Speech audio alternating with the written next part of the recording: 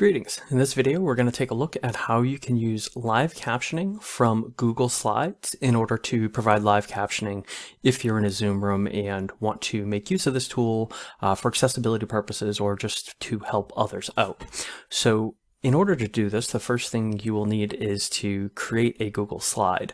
When you have that open in a browser, and actually in this case you'll want to use Google Chrome, then you're ready to begin.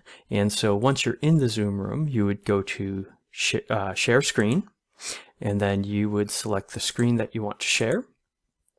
And then that screen should have your Chrome open, and you should have that slide ready to go. Now you can use a blank slide, you can use a slide that has some information, maybe a greeting, what have you. It really doesn't matter. If you're doing a presentation, it can have that content. But the idea is that you generally will need a slide, and it's not a bad idea to have some information on that slide. So once you're here in the slide, in the setup mode of the presentation, you want to go up to Present, and you'll select that.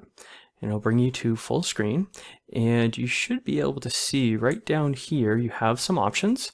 I'm just gonna move this over, and you have some options, and the option you're going to select is close caption. So you select that button there, and now you will see at the bottom of the screen is the closed caption.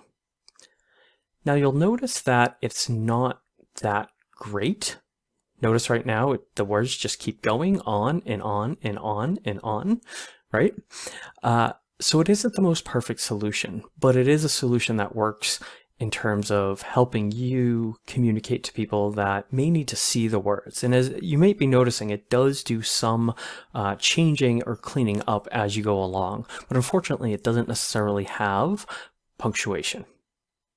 So it's not a perfect solution, but if you are looking for some way to make it a little bit more accessible, this is one of those options.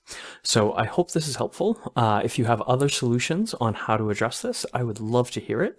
But for now, hopefully this will be able to provide some of you with ways of connecting more with people in Zoom rooms. All right, thank you so much.